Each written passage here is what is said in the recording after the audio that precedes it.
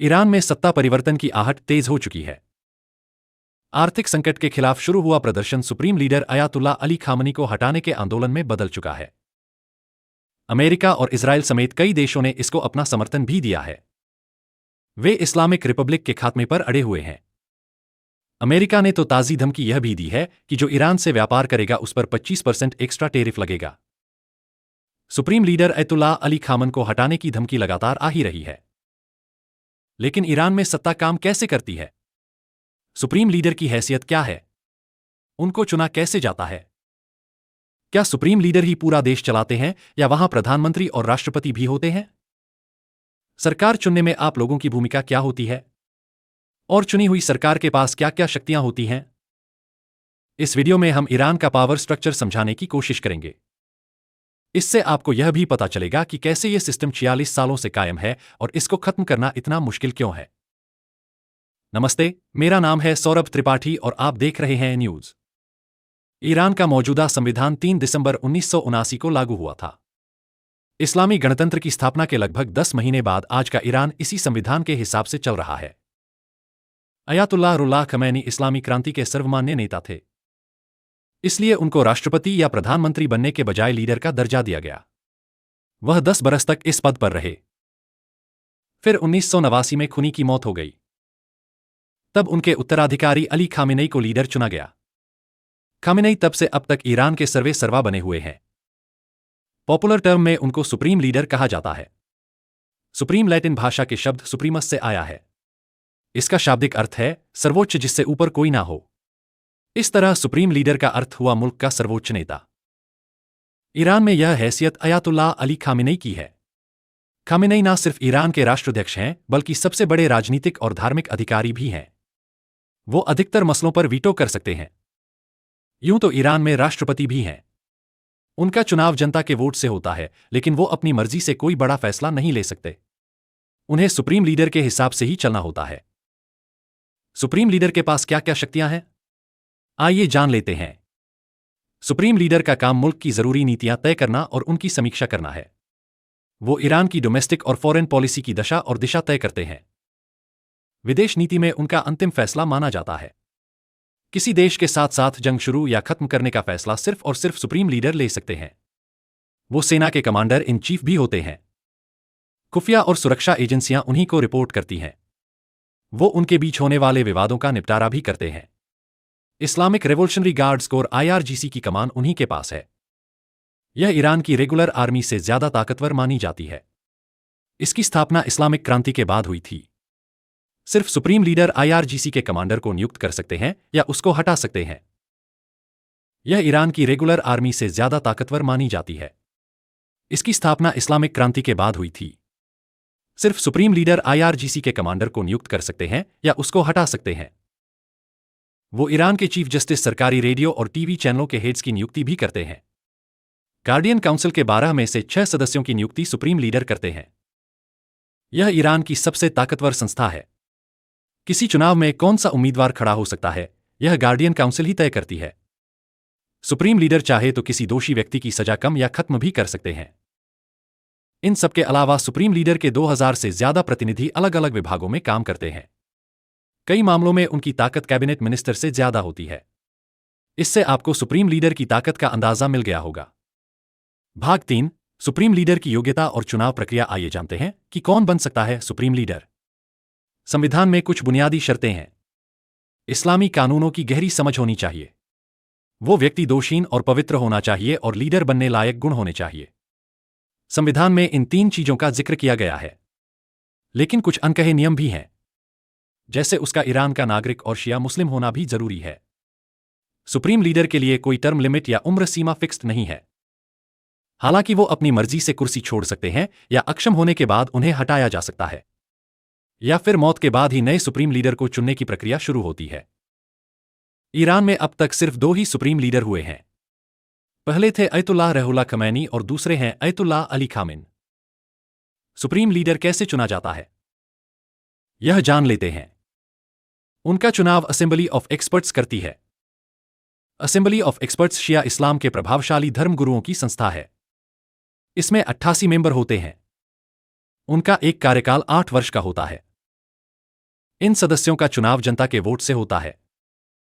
लेकिन इस चुनाव में खड़ा कौन होगा, यह गार्डियन काउंसिल तय करती है।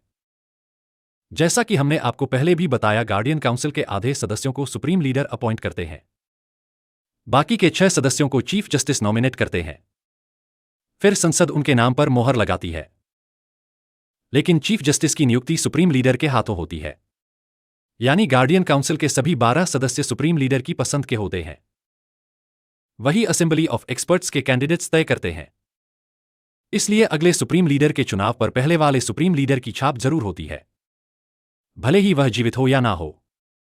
अब सरकार के स्ट्रक्चर पर आते हैं। ईरान में सरकार के 3 अंग हैं: कार्यपालिका, न्यायपालिका और विधायिका। हालांकि सुप्रीम लीडर की पोजीशन इन तीनों से ऊपर है, कागजों पर भी और हकीकत में भी। कार्यपालिका की शक्ति राष्ट्रपति में निहित है। 1979 वाले संविधान में प्रधानमंत्री और राष्ट्रपति दोनों का पद रखा गया है, लेकिन उनके बीच अक्सर टकराव होता रहता है। जब 1989 में खामनाई सुप्रीम लीडर बने, उन्होंने जनमत संग्रह के जरिए प्रधानमंत्री का पद खत्म करवा दिया। फिर उनकी जिम्मेदारी राष्ट्रपति को दे दी गई। राष्ट्रपति का काम सरकार चलाना है। वह कानून लागू करवाते हैं, मंत्रियों को नॉमिनेट करते हैं, देश का बजट बनाते हैं और ईरान को विदेशी मंत्रों पर रिप्रेजेंट करते हैं। राष्ट्रपति को जनता डायरेक्ट वोट से चुनती है, लेकिन उनकी पावर सुप्रीम लीडर से बहुत कम है। उन्हें सुप्रीम लीडर के दिशा निर्देश का पालन करना पड़ता है। उनके पास डिफेंस या सिक्योरिटी का भी कंट्रोल नहीं होता। इस मामले में ईरान अपवाद है। कौन बन सकता है राष्ट्रपति? ईरान का नागरिक हो, ईरान का मूल निवासी हो, उसके पास प्रशासनिक क्षमता हो, भरोसेमंद और पवित्र हो और इस्लामी रिपब्लिक ऑफ ईरान और राजकीय धर्म में उसकी आस्था हो। राष्ट्रपति का चुनाव होता कैसे है? सबसे पहले कैंडिडेट्स अपना नाम रजिस्टर करवाते हैं। फिर गार्डियन काउंसिल उनकी स्क्रीनिंग करती है। कैंडिडेट्स के पुराने रिकॉर्ड्स खंगाले जाते हैं। जो लोग कसौटी पर खरे उतरते हैं, उन्हीं का नाम अप्रूव किया जाता है। गार्डियन काउंसिल जिन नामों को अप्रूव करती है, वही बैलेट पेपर तक पहुंचते हैं। 204 के राष्ट्रपति चुनाव में 80 लोगों ने रजिस्टर किया था, लेकिन गार्डियन काउंसिल ने सिर्फ 6 नामों का अप्रूव किया था। अप्रूवल मिलने के बाद देश भर में वोटिंग कराई जाती है। 18 साल से ऊपर के ईरानी नागरिक इसमें वोट डाल सकते हैं। जिस भी कैंडिडेट को 50% से ज्यादा वोट मिलते हैं, वह राष्ट्रपति बनता है। अगर पहले राउंड में किसी को इतने वोट नहीं मिले, तब दूसरे राउंड की वोटिंग कराई जाती है। इस राउंड में पहले राउंड के टॉप 2 कैंडिडेट्स के बीच मुकाबला कराया जाता है। उसमें जीतने वाला व्यक्ति राष्ट्रपति बनने का दावेदार होता है। राष्ट्रपति का कार्यकाल 4 वर्ष का होता है। एक व्यक्ति 2 बार लगातार राष्ट्रपति रह सकता है। वह लगातार तीसरा कार्यकाल नहीं ले सकता, लेकिन एक कार्यकाल के गैप के बाद वो फिर से दावेदारी जरूर पेश कर सकता है। अब सरकार के दूसरे अंग यानी विधायिका की तरफ चलते हैं। ईरान में विधायिका की शक्ति इस्लामिक कंसल्टेटिव असेंबली ICA के पास है। इसको मजलिस शुरा-ए-इस्लामी के नाम से भी जाना जाता है। ये ईरान की संसद है। ईरान की संसद में सिर्फ एक सदन है। इसमें 290 मेंबर्स होते हैं। उनका चुनाव जनता के डायरेक्ट वोट से होता है। संसद सदस्यों का कार्यकाल 4 वर्ष का होता है। अब संसद काम क्या करती है? यह विधान यानी कानून बनाती है। लेकिन उनका बनाया कानून इस्लामी क्रांति के अंतर्गत है या नहीं, यह तय करती है गार्डियन काउंसिल।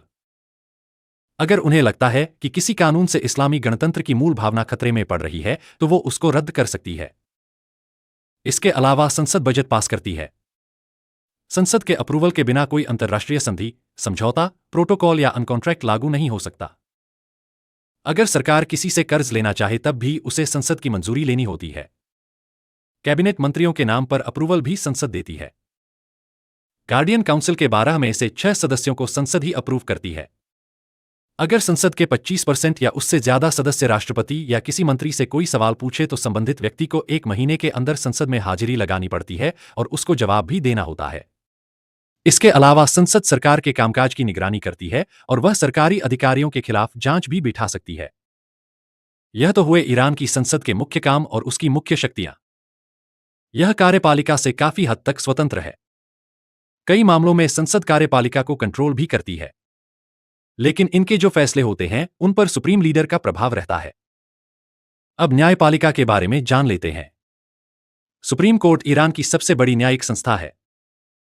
यह सिविल और क्रिमिनल केसेस के लिए अंतिम अदालत है। यह सरकारी संस्थाओं और राज्यों के बीच विवादों को निपटारा भी करती है। सुप्रीम कोर्ट इस चीज पर भी नजर रखती है कि निचली अदालतें कानून की सही व्याख्या कर रही हैं या नहीं। अगर निचली अदालतों के फैसलों में गड़बड़ी मिली तो सुप्रीम कोर्ट उसे रद्द कर सकती है। सुप्रीम कोर्ट के चीफ जस्टिस की नियुक्ति सुप्रीम लीडर करते हैं। चीफ जस्टिस का कार्यकाल 5 वर्ष का होता है। यूं तो न्यायपालिका को स्वतंत्र बताया गया है, लेकिन जब चीफ जस्टिस की कुर्सी सुप्रीम लीडर के रहमोकरम पर टिकी हो फिर निष्पक्षता की उम्मीद करना बेमानी होगा। यह तो हुई सरकार के स्ट्रक्चर की पूरी कहानी। ईरान के संदर्भ में एक और ताकतवर संस्था के बारे में जानना जरूरी है। यह है मिलिट्री। ईरान की मिलिट्री को आप 2 हिस्सों में बांटकर देख सकते हैं। पहला है रेगुलर आर्मी। यह इस्लामी क्रांति के पहले के जमाने से चली आ रही है। इसमें लगभग 4 लाख सैनिक हैं। उनके पास 2 लाख के आसपास रिजर्व फोर्स भी है। रेगुलर आर्मी का काम बॉर्डर की सुरक्षा करना और देश के अंदर अशांति फैलने से रोकना है।